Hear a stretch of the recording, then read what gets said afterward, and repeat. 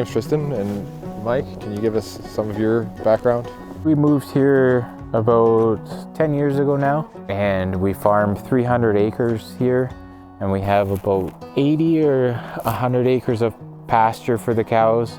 Yeah, I grow mainly corn and alfalfa, and I try and play with a few other crops here and there too. Transitioned to organic about 5 years ago. What kind of changes have you noticed? Well, the biggest thing I think was just the land itself. It's been a very big challenge. Not use any fertilizer or chemicals, and yeah, weed management is just huge. So, like harder? Yeah, oh yeah, it's so hard to control those weeds. The first 4 years was just learning how Grandpa used to farm. Yeah, so a lot of it is more mechanical machines that I've been using and just more knowledge. And I think that's the biggest thing, is just learning what and when to cultivate and learning what kind of weeds you got and how to deal with them.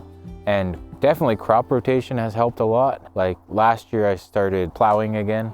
I hadn't plowed in 20 years, and that was probably the best corn crop I've had since I started. I mean, there's so much different in soil. Like you guys are in heavy clay. Yeah, very, very heavy clay, so it's very unforgiving.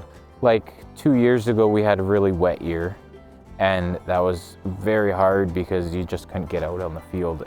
It was tough. And so is there like an implement that springs to mind as far as starting to sort of get a handle? Yeah, so I purchased 2 key things. The first thing I used was a tine weeder, it's called. So it's got little teeth on it, and it kind of just scratches the surface, which was night and day difference. And then just last year I purchased another weeder, and it uses a camera guidance system and also GPS. Those 2 implements have been probably the best things I've done since I've started. So I use the GPS to also plant, and then I go on that same GPS line to cultivate. Yeah, they're both exactly same width. I made sure that I did that because I got a 6-row corn planter, and then my in-row cultivator is 6 rows. So then everything is matched, and the GPS works for everything. Everything's kind of got to jive together to make it all work. Yeah, the corn is the biggest one. The alfalfa has been troubles too. I started off with a new seed in alfalfa, and I planted it in the spring, but that was a huge mistake because those weeds are so aggressive, and it just choked most of the alfalfa out. Second year I went to fall seeding. Third year I went to fall seeding with another cereal like triticale, but the triticale was too aggressive, so that didn't work. I've just learned that if you do the same thing over and over again, you're never going to get anywhere. You have to be willing to try new things. Like this past year, I tried a summer seeding of alfalfa, and it seemed to work really well. Every year, I try to do something new. Have you been able to meet the needs of your herd? I have been. This past year with the drought has been a major struggle. If it was 5 years ago, I would definitely not have enough feed. Yeah, so last year I tried grow some faba beans, and it took off really well, and it did really well until we got that heat, and the heat just killed it straight. If we didn't have the heat, maybe it would have been a great crop. But yeah, you never know, right? And every year with the weather is different too, right? Are the cows able to stay on pasture? Or? In the spring, they're probably getting 60 to 70% of their diet is pasture.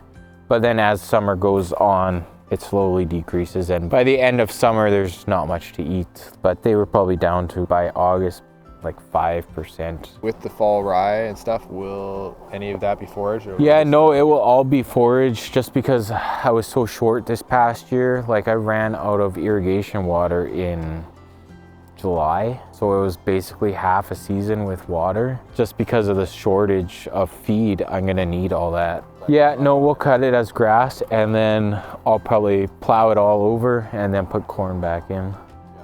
I've wanted to try do a cover crop for probably since I started organic farming, but there's never been really a need for it because I had so much forage. Now I can finally try it, but it's good. It pushes me another direction to try something else.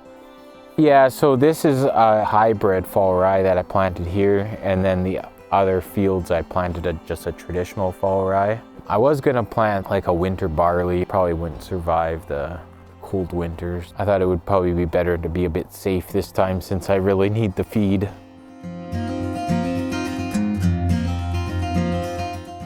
It sounds like there was a bit of a situation with like an old well. We always hear about how deep alfalfa roots are. Yeah, so my father-in-law farms, he was mowing his alfalfa and the mower actually fell into a ginormous hole. It was actually an old well and we went to check it out and it was probably about 30 feet down this old well. And the roots were at least 20 feet down.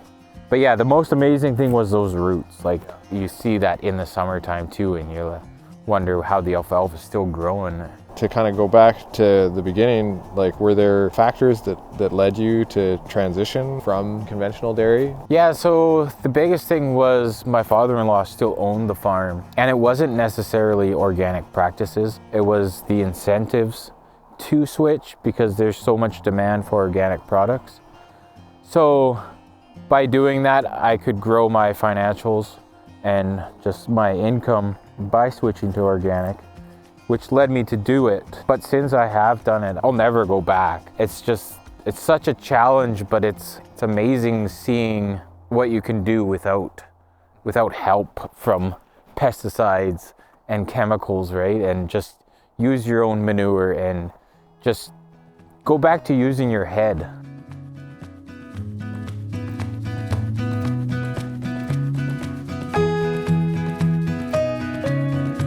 One cow, her snout has got a big curve in it, and it's actually from a weed that her mother ate when she was pregnant, which forms the snout to be crooked. And it's like only in the Okanagan and BC, I guess. And it's like 1 in a million or whatever.